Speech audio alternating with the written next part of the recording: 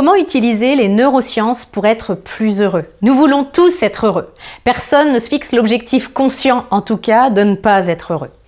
Nous sommes à la recherche de clés pouvant nous rendre heureux. Et si les neurosciences pouvaient nous en donner? C'est ce que nous allons voir dans cette vidéo.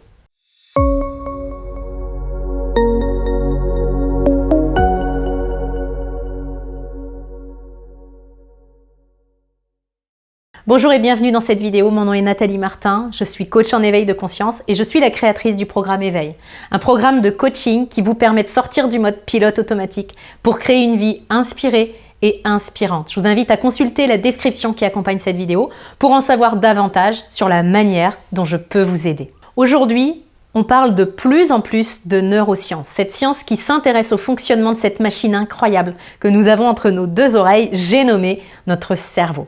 Alors on ne connaît pas encore tous les mystères qu'il renferme et en même temps, on comprend de mieux en mieux son fonctionnement, sa structure et son développement. Dans le monde du développement personnel, on s'intéresse de plus en plus à la connaissance de notre cerveau parce que l'on sait qu'il renferme des leviers extraordinaires en termes de compréhension de soi, en termes d'évolution personnelle et de réalisation de soi. On peut aujourd'hui s'appuyer sur les résultats des recherches en neurosciences pour évoluer personnellement. C'est ce que nous partage notamment Alex Korb de l'Université de Californie. Ces recherches en neurosciences démontrent qu'il existe plusieurs rituels que l'on peut utiliser pour être plus heureux dans notre vie. Je vous partage deux de ces rituels. Le premier rituel, c'est la gratitude. On le sait aujourd'hui, les gens qui sont capables de ressentir de la gratitude sont plus heureux. Alors on pourrait penser qu'évidemment, si je suis heureux, c'est plus facile de ressentir de la gratitude. Mais c'est en fait dans le sens inverse que cela se passe. Parce que j'ai une capacité à remercier, à être reconnaissant, alors je vais être plus heureux. La gratitude crée le bonheur. Et c'est assez logique quand on sait comment fonctionne le cerveau. Il est doté d'un filtre de perception qui s'appelle le système d'activation réticulaire. Ce système filtre toutes les informations que nous recevons de nos sens et les porte à notre conscience ou non. Si je m'entraîne à voir ce qu'il y a de beau, à voir ce qui va bien dans ma vie, alors mon système d'activation réticulaire va porter à ma conscience de plus en plus de choses positives. Je vais alors naturellement être conscient de plus en plus de la beauté des choses qui m'entourent. On voit donc l'impact direct de la gratitude sur notre degré de bonheur au quotidien. C'est comme une spirale vertueuse. Un rituel intéressant, c'est celui qui est proposé par Florence Servan-Schreiber dans son livre 3 kiffs par jour. Relever chaque jour nos 3 kiffs, nos 3 gratitudes de la journée. C'est un exercice qu'on peut faire seul, en les notant dans un cahier, ou en famille autour du repas, ça crée vraiment des discussions qui sont très intéressantes. Deuxième rituel proposé par Alex Korb, identifier les émotions douloureuses. Il s'agit de mettre de la conscience et des mots sur nos émotions désagréables. Il faut bien reconnaître que ce rituel, cette habitude, est difficile pour nombre d'entre nous. Nous avons bien souvent été élevés à taire nos émotions, à les fuir, à les enfouir, à les contrôler. Résultat, de nombreuses personnes sont de véritables cocottes minutes. À force d'enfouir ce qu'elles ressentent, à force d'accumuler des émotions, elles explosent pour une broutille. Ensuite, elles sont rongées par la culpabilité et c'est un cercle vicieux qui se met en place. Alex Korb, entre autres, nous montre que mettre de la conscience, mettre des mots sur nos émotions désagréables nous permet déjà de prendre de la distance avec elles. Ça nous permet donc d'être moins impactés par la souffrance et également ça permet de prendre du recul et de ne pas nous laisser contrôler par nos émotions qui pourraient nous entraîner à dire ou à faire des choses extrêmement regrettables. Cette notion de maîtriser ses émotions est fondamentale pour être heureux. Tant que je suis prisonnier de mes émotions du passé, du présent ou du futur, être heureux durablement, c'est mission impossible.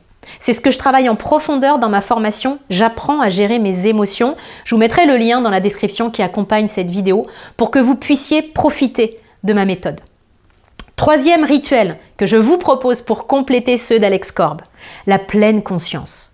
Nos cerveaux sont des machines extraordinaires. Là où nous avons une vigilance à avoir, comme le disait Einstein, c'est que notre cerveau est censé être notre serviteur.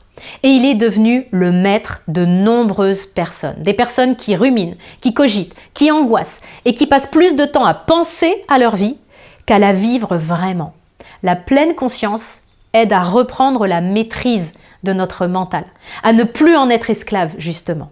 Que l'on choisisse de pratiquer la pleine conscience de manière formelle, avec la méditation, ou de manière informelle, simplement en étant présent à 100% à ce que nous faisons, peu importe, cette pratique est importante. Vous pourrez trouver sur ma chaîne des vidéos pour vous aider à la pratiquer si vous voulez tester. C'est vraiment une technique, cette pleine conscience intéressante qui nous amène davantage de stabilité émotionnelle et davantage de sécurité intérieure. Quatrième rituel que j'utilise et qui vient directement des neurosciences, ça s'appelle « faire comme si ». C'est quelque chose que nous faisions facilement lorsque nous étions enfants. Nous jouions à être ce que nous voulions être. Et cela nous permettait de prendre beaucoup de plaisir. Et puis, nous avons intégré le message qu'il ne fallait pas rêver, que nous devions être raisonnables. Et de nombreuses personnes devenues adultes ont justement arrêté de rêver. Bien souvent, leurs rêves se sont même transformés en cauchemars. Parce que plutôt que de passer du temps à rêver, à imaginer le meilleur, ces personnes passent le plus clair de leur temps à imaginer le pire. Et les deux, imaginer le pire ou le meilleur, fonctionnent très bien. Pourquoi ? Parce que notre cerveau ne fait pas la différence entre l'imaginaire et la réalité. C'est ce qui fait que nous pouvons fondre en larmes devant un film. Nous savons que ce n'est pas la réalité, que ce sont des acteurs, mais pour notre cerveau, la situation est réelle. Il ne fait pas la différence. Et nous vivons donc les mêmes émotions que si les faits étaient la réalité.